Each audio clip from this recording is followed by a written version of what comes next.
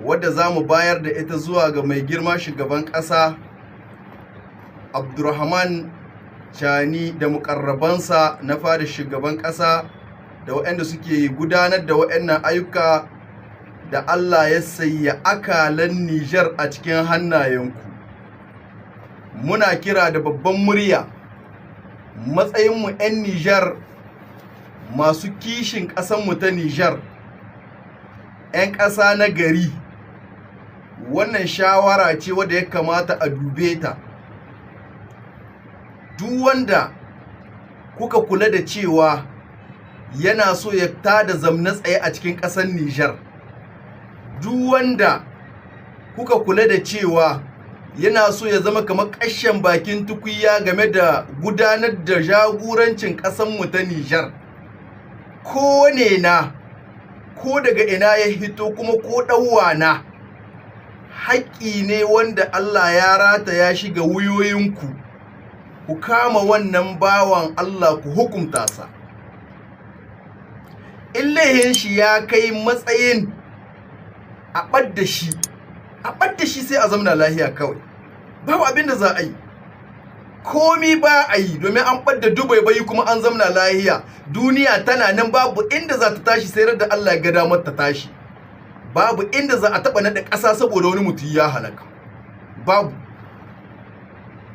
Saboda haka ina kira da babban murya zuwa ga fadar shugaban ƙasa wanda suka samu wannan bidiyo su yi ƙoƙarin tuttura su har ya kai ga kunnuwan waɗanda ya kamata ya kai.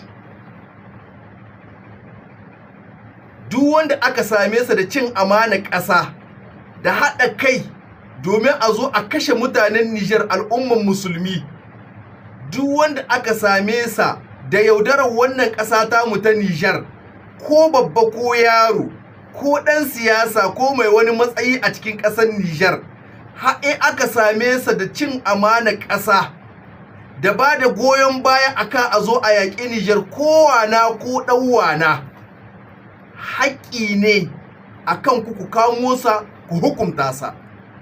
In laihin shi ya kai matsayin a ɓadda shi a zamna lahiya kawai. Malamai sun ba da shawara sun ce haka, sai aka ce ai sun yi laihi. Wani na ce ana yin haka. Za ni kawo muku aya ta Alƙur'ani, zan kawo muku hadisi na Annabi Muhammad sallallahu alaihi wasallam.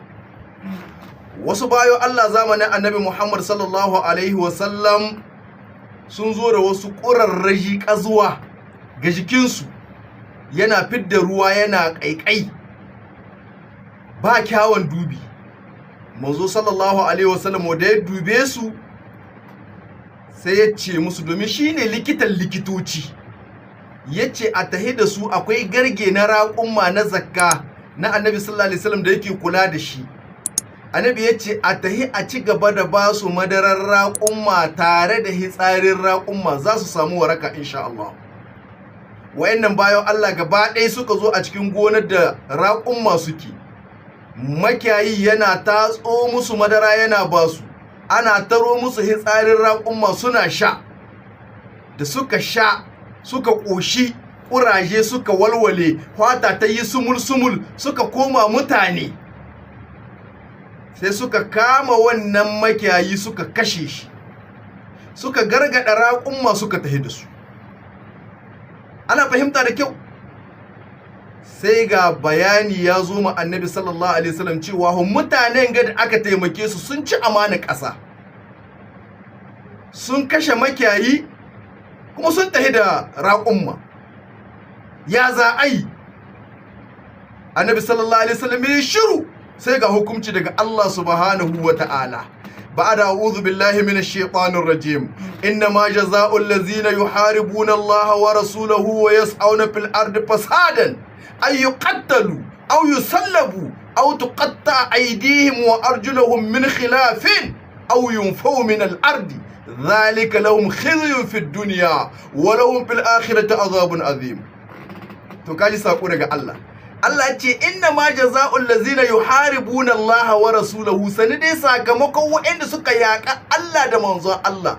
Duk wanda yace bai yarda a yi mace bi a cikin ƙasar Nijar a cikin mulkin sa, wallahi ya yaƙi Allah ya yaƙi manzon Allah.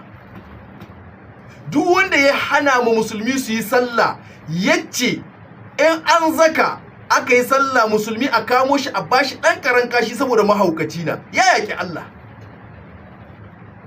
inna ma jazaa'ul ladzina yuharibuna Allah wa rasulahu wa yas'auna fil ardi fasadan, kuma suna tahiya da barna a cikin ƙasa, suna shuka barna a cikin ƙasa, a halaka bayon Allah, a kashe bayon Allah saboda su samu kyakkyawar rayuwa. To Allah ce sakamakon su ayyuqattalu, a kamo su da gaugawa a kashe su, au yusallabu, ko a kamo su a tsire su, a tada wani cina sama a soke su kamar yadda ake soke tare ni,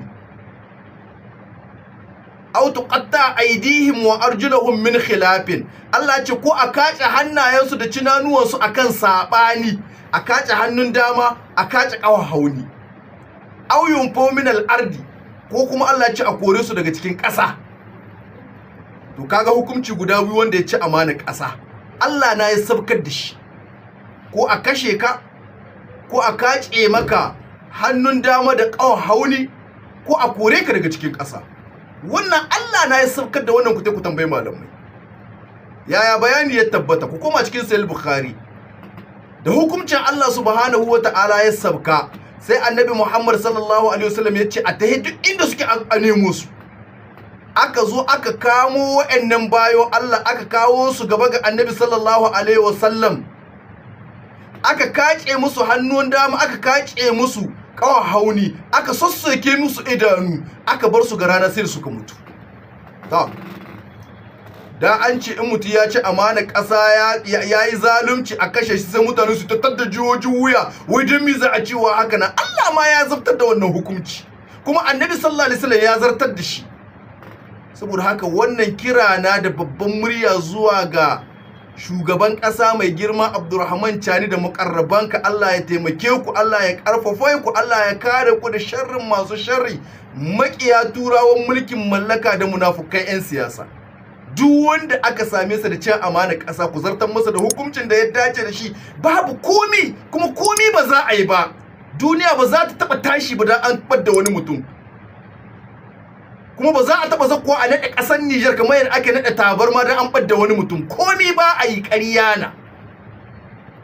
Saboda haka wannan shine hukuncin da ya kamata a yi ma duk wanda ya ci amana ƙasa. Allah na zartar da wannan, kuma babu laihi a wurin Allah in ka ci amana a yi maka haka. Ana fahimta? Saboda wanda ya aikata wannan hukunci bai da laihi wurin Allah, domin Allah ya riga ya zartar da hukunci. Saboda wannan shine kira da babban murya da muke yi zuwa ga fadar shugaban ƙasa, akan duk wanda aka same sa da cin amana ƙasa, to ayi kokari a zartar masa da wannan hukunci. Shawara na biyu kuma, ayi kokari duka wasu jam'iyyoyin da aka sani na waɗanda suka ci karnansu babu babbaka a cikin ƙasar Nijar gaba ɗaya kaf, sun daɗe suna zalunta talakawa. Mai girma shugaban ƙasa duka a roshe waɗannan jam'iyyoyi, a tado da sabbin jam'iyyoyi guda biyu ko guda uku. Nan gaba in za ku ba da mulki su hito su yi takara. Amma duk wata jam'iyyar aka san ta taɓa yin zalunci a cikin Nijar, a durƙusar da ita, a kaushe ta, a ɓuɓɓugo da wasu sabbin jam'iyyoyi. Mu abinda muke guri shine ƙasarmu Nijar ta ci gaba, ba wai don ƙasarmu ta rinƙa samun arziki ba 'yan siyasa suna kwashewa suna almubazzarantar da shi. Wannan mu ba shine a guri mu ba, dan ba siyasa ta mu muka yi ba. Muna kishin ƙasa ne, muna son ƙasar mu ta ci gaba, mu zamna lahiya yanda kakannin nan mu suka zamna lahiya, suka yi ibada a cikin ƙasar Nijar. Diyan mu su zo su ma su zamna lahiya su yi ibada a cikin ƙasar mu ta Nijar. Wannan mu shine